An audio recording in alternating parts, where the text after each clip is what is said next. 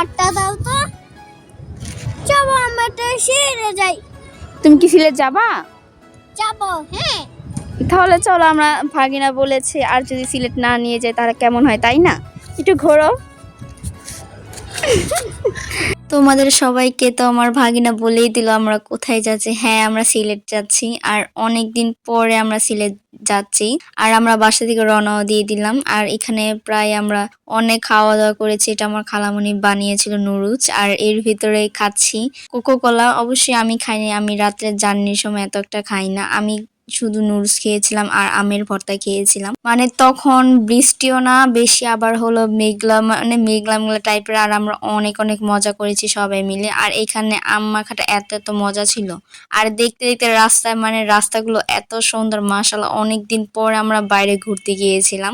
যত কালসাপ, যত মানে কিছু সব বাদ দিয়ে আমরা এখন ঘোরাঘুরি করব কিছুদিন, 4-5 দিন লাগিয়ে একদম রিল্যাক্স আমরা ঘোরাঘুরি করবো। আর ঘুরতে গেলেই তো মজার মজার খাবার আর ঘোরাফেরা, তাই না? তার জন্য তো একদমই বাসায় দেরি না করে আমরা সবাই মিলে, ফুল ফ্যামিলি মিলে চলে গেলাম সিলেট ঘুরতে। আর সিলেট কোন কোন জায়গায় ঘুরেছি সেইটার ভিডিও ভেরি সুন দিয়ে দিব তোমাদের। আর আজকে আমি অনেকদিন পর আমি ভিডিও আপলোড করতেছি, আর আমার ভাগিনা বলতেছে আমার এত খারাপ লাগতেছে। আর এইদিকে আমি বসে বসে হিজাব ঠিক করতেছি। আর তখন রাতে প্রায় 3টার মতো বাজে। একটা রেস্টুরেন্টে ব্রেক দিয়েছিল, আর তো এত রাত করে কিছু খেতে মন চাইতেছিল না, তার জন্য এখানে কফি খেলাম। আর ওইদিকে আমার ভাগিনায় বার্গার খেয়েছিল, বার্গার খাইতেছিল বসে বসে। আর এখন একটু কফি খেলাম। কফি খাওয়ার পরে এত এত ভালো লাগলো। তারপর একটা ঘুম দিয়েছি, তারপর ঘুমের পরে দেখি সকাল হয়ে গিয়েছে, মাশাআল্লাহ। আর এখন বলতেছি তোমরা সবাই কেমন আছো। যাই হোক, আর ভিডিওটা এইটা হলো প্রায় সকাল 6টার মতো বাজে। আর এর ভিতরে আমরা সকালে নেমেও গিয়েছি। আর এখানে আমার ভাই যে লাকিস নিয়ে কি যে দুষ্টামনি করতেছে।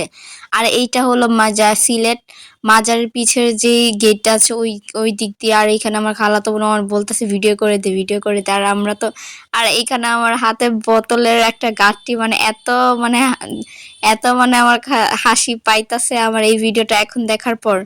যাই হোক, কিছুই করার নাই। আর সবাই তো একসাথে হলে অনেক অনেক মজা করে। আর এখানে আমার মামাতো ভাই বলতে ওই তো যখন দেখেছে আমি ক্যামেরা তখন তো একটা পোস্ট লাগিয়ে দিল। আর এর ভিতরে আমরা মাজার ভিতরে এসে পড়েছি। এখন আমাদের হোটেল বুকিং করা ছিল না, আর এখন আমরা যে হোটেল খুঁজবো তারপরে হোটেলে থাকবো, মানে অনেকটা প্যারা। আর আমার থেকে সবচেয়ে বেশি একটা কষ্টকর হলো হোটেল, মানে যে খোঁজা। আর হোটেল বুকিং দিয়ে রাখলে অনেকটা সুবিধা হয়। আর তারপর ভিতরে আর নিজে খুঁজে নিলেও অন্যরকম একটা মানে ভালো লাগে।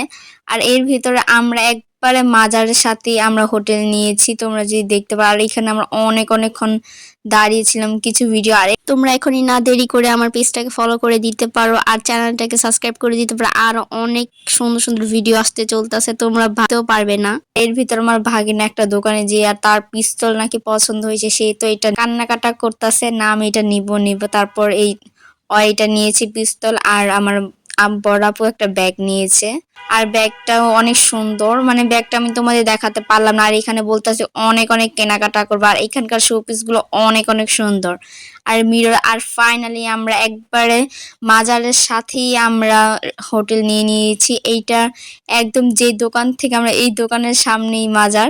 আর এইখানে আমার নানি, আমার খালামণিরা, আমার আম্মু আপু সবাই আমরা এখন হোটেলে যাব।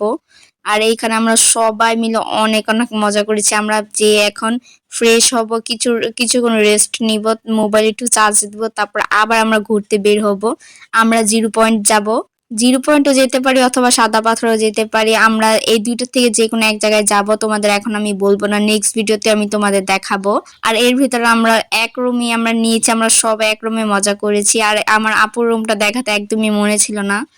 আর এইটা হলো আমাদের ফাইনালি রুম। আর সারাদিন সারা রাত জার্নি করার পরে এখন একটু রেস্ট নিব। আর কি শান্তি। আর তারপরও আবার বের হতে হবে।